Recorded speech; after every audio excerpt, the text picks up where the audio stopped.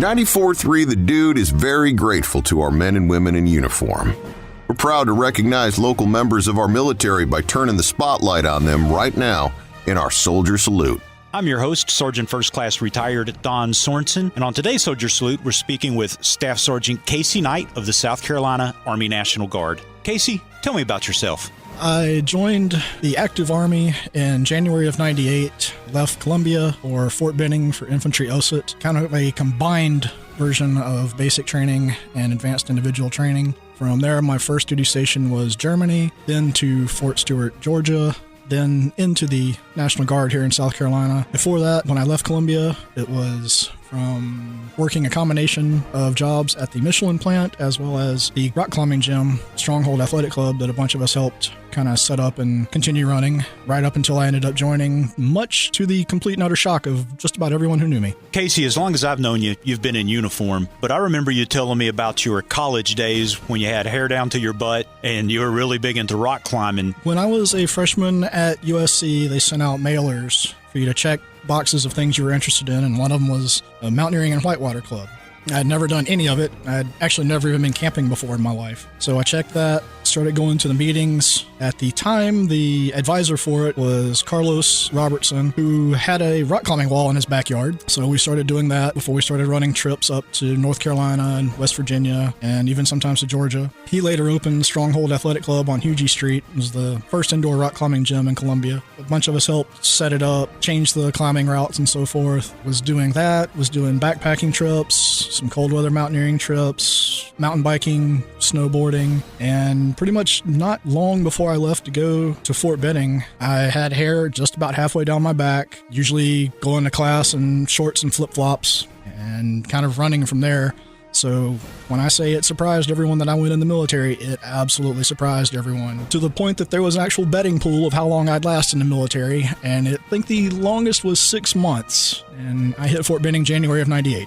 Casey, how do you get from rock climbing USC student to United States Army soldier? That would be complete and utter lack of vision. Went to USC for 4 years, did not want to continue in what I was doing, kind of worked around a few places in Columbia. I'd always kind of in the back of my mind thought about military, didn't know if it was meant for me, didn't know if I'd fit in and so forth. So started looking into it a little bit more, contacted a recruiter. Actually, the recruiting station I went through is still open. It's the one on Assembly Street. Went in there, met with them, did the testing, went to MEPS. The original job that I wanted was going to put me right at a year off before I would be leaving for basic and the advanced school for that. And having known myself, I knew that wasn't going to work, so I looked for something closer that I'd be interested in. They gave me 3 sheets of paper to flip through, and I saw infantry. Figured, always been a fan of time on the range, kind of gotten a kick out of backpacking and hiking from everything I did at USC, so I thought that'd be a good mix. Never knew exactly how different hiking and camping with the military would be from civilian hiking and camping.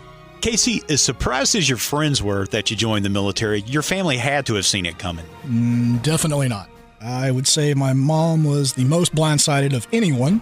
Actually did not tell her that I was talking to a recruiter or going to MEPS or even considering going in the military until I'd already signed all of the paperwork, had everything done, had a signed kind of little parchment scroll from MEPS showing where I had enlisted, handed it to her as she was sitting in a chair in her living room as I walked right by her and very manly and full of bravado hid behind a friend of mine. When she opened it up and read that I had enlisted in the military, uttered a few phrases that cannot be said right here, was not very happy at all that her only son had joined the Army. So she kind of took a couple deep breaths and relaxed and said, okay, I can deal with this. I'm good with this. No problem. Just whatever you do, tell me you did not join the infantry. So as my friend is dying laughing, I had to explain to my mom that the one thing she really didn't want me to do is exactly what I had signed up for.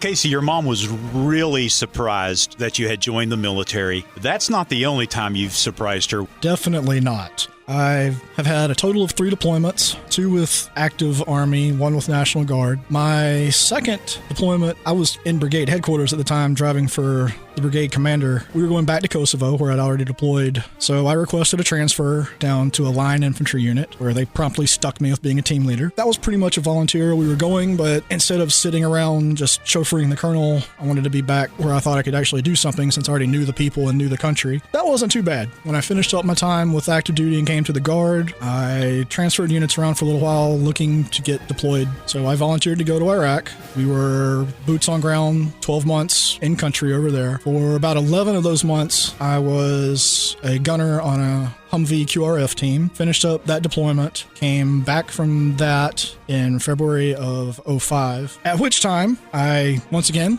went back to my mom's house and very calmly, very manly, hid behind someone as I looked at my mom and asked her, didn't it seem odd to her that I was an infantryman, but the unit that I'd gone to Iraq with was an artillery unit? And she kind of looked at me confused for a minute and then got a very, very, very nasty, evil look on her face and said, "What are you telling me?" I said, "Well, I'm infantry, they're artillery." She was basically screaming at me, "Did you volunteer to go to Iraq?" I said, "Actually, yes, I did." To which point she looks at my friend and goes, "You're very lucky that I like you, or I would move you to get to him." Casey, you kind of glossed right past your deployments to Kosovo, but if I understand correctly, you kind of maybe led the invasion there. In the absolute loosest definition of that phrase. When we were first going into Kosovo in 99, I was stationed in Germany with 126 Infantry, and the task force name going into Kosovo was Task Force 126, as the Army is extremely original in coming up with task force names. So with our battalion being the lead for the task force, it was obviously the first element going into the country. Well, my company was the lead element for the battalion. My platoon was the lead element for the company. My section was lead for the platoon, and my vehicle at the time was lead vehicle for the section. So being at the very front of the vehicle in the loosest sense of the definition, when I drove into Kosovo, I was the first conventional forces, non-special forces soldier to enter into Kosovo in 99.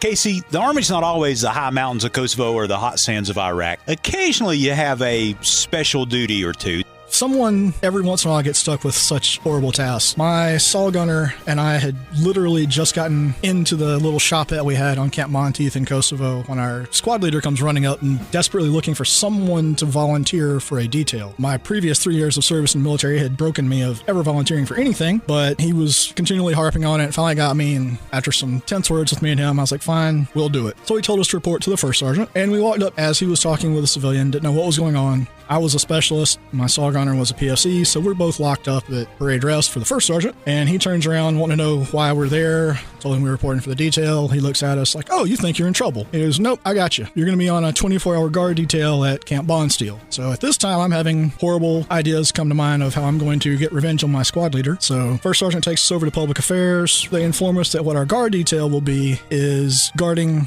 the troop from the Dallas Cowboys cheerleaders who were coming over for a USO show. So we get there, we're waiting around, little civilian bus pulls up, cheerleaders bounce off of it. One turns around, looks at the civilian in charge. The second one off the bus looks at me, sees me as the first soldier, bolts to me at full speed, jumps and catches me in a bear hug. We got to see the show there, got to escort them around base. Next day, went back to Camp Monteith and had to break the horrible news to the rest of our squad mates that we had been assigned to guard the Cowboys cheerleaders. And I think I was on revenge details from my platoon sergeant for about a week after he found that out. A month later, the Redskinettes were coming in to do a USO show. Public affairs knew myself and my saw gunner, so they requested us come up to guard them as well. So far be it from me to argue with public affairs, we did that detail as well. Thanks for joining us in our Soldier Salute, presented by Little Pig's Barbecue. Serving Columbia since 1963 with that bodacious buffet. By Lexington Guns and Shooting Range, veteran owned and operated. And by Love Plumbing, Air and Electrical.